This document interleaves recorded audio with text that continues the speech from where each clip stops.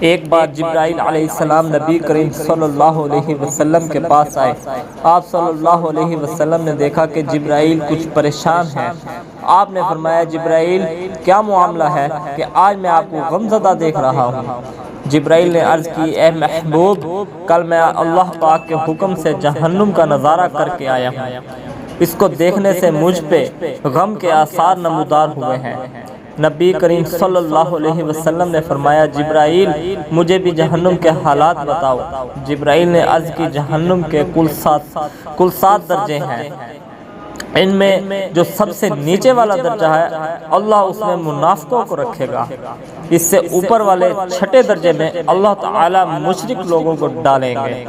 اس سے اوپر 5ویں درجے میں اللہ سورج اور چاند کی پرستش کرنے والوں کو ڈالیں گے۔ 4تھے درجے میں اللہ پاک آتش پرست لوگوں کو ڈالیں گے۔ 3رے درجے میں اللہ پاک یہود کو ڈالیں گے۔ 2سرے درجے میں اللہ تعالی عیسائیوں کو ڈالیں گے۔ یہ کہہ کر جبرائیل علیہ السلام خاموش ہو گئے تو نبی کریم صلی اللہ علیہ وسلم نے پوچھا جبرائیل آپ خاموش کیوں ہو گئے؟ مجھے بتاؤ کہ پہلے درجے میں کون ہوگا؟ جبرائیل علیہ السلام نے عرض کیا اے اللہ کے رسول، پہلے درجے میں اللہ پاک آپ کے امت کے گناہگاروں کو ڈالیں گے۔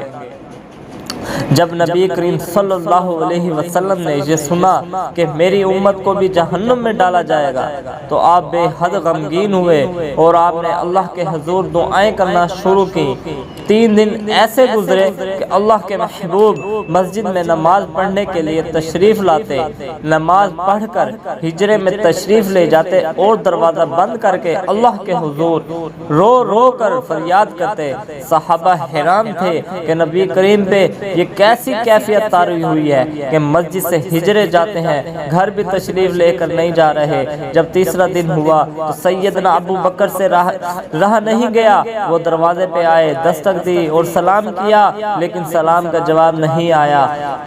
آپ روتے ہوئے سیدنا عمر کے پاس آئے اور فرمایا کہ میں نے سلام کیا لیکن سلام کا جواب نہ پایا، لہٰذا آپ جائیں، آپ کو ہو سکتا ہے سلام کا جواب مل جائے۔ آپ گئے تو آپ نے 3 بار سلام کیا لیکن جواب نہ آیا۔ حضرت عمر نے سلمان فارسی کو بھیجا لیکن پھر بھی سلام کا جواب نہ آیا۔ حضرت سلمان فارسی نے واقعے کا تذکرہ علی رضی اللہ تعالی عنہ سے کیا۔ انہوں نے سوچا کہ جب اتنے عظیم شخصیات کو سلام کا جواب نہ ملا تو مجھے بھی خود نہیں جانا چاہیے، بلکہ مجھے ان کی نور نظر بیٹی فاطمہ اندر بھیجنی چاہیے۔ لہٰذا آپ نے فاطمہ رضی اللہ تعالی عنہ کو سب احوال بتایا۔ آپ ہجرے کے دروازے پہ آئی، ابا جان السلام علیکم، بیٹی کی آواز سن کر محبوب کائنات اٹھے، دروازہ کھولا اور سلام کا جواب دیا۔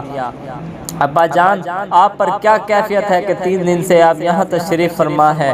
نبی کریم صلی اللہ علیہ وسلم نے فرمایا کہ جبرائیل نے مجھے آگاہ کیا ہے کہ میری امت بھی جہنم میں جائے گی۔ فاطمہ بیٹی مجھے اپنی امت کے گناہگاروں کا غم کھائے جا رہا ہے، میں اپنے مالک سے دعائیں کر رہا ہوں اللہ ان کو معاف کر اور جہنم سے بری کر۔ یہ کہہ کر آپ پھر سجدے میں چلے گئے اور رونا شروع کیا۔ یا اللہ میری امت، یا اللہ میری امت، یا اللہ میری امت کے گناہگاروں پر رحم کر، ان کو جہنم سے آزاد کر۔ کہ اتنے میں حکم آ گیا وَلَسَوْفَ يُعْطِيكَ رَبُّكَ فَتَرْضَىٰ، اے میرے محبوب غم نہ کر، میں تم کو اتنا عطا کر دوں گا آپ راضی ہو جائیں گے۔ آپ خوشی سے کھل اٹھے اور فرمایا لوگو اللہ نے مجھ سے وعدہ کر لیا ہے کہ وہ روز قیامت مجھے میری امت کے معاملے میں خوب راضی کرے گا، اور میں نے اس وقت تک راضی نہیں ہونا جب تک میرا آخری امتی بھی جنت میں نہ چلا جائے۔ آنکھوں سے آنسو آ گئے کہ ہمارا نبی اتنا شفیق اور غم محسوس کرنے والا ہے اور بدلے میں ہم نے ان کو کیا دیا۔ آپ کا 1 سیکنڈ اس ویڈیو کو دوسرے لوگوں تک پہنچانے کا ذریعہ ہے۔ میری آپ سے عاجزانہ اپیل ہے کہ فضول ویڈیوز ہم شیئر کرتے ہیں، آج اپنے نبی کریم صلی اللہ علیہ وسلم کی رحمت کا یہ پہلو کیوں نہ شیئر کریں؟ آئے ایک شیئر کر کے اپنا حصہ ڈالیں، کیا پتہ کون گناہگار راہ راست پر آ جائے۔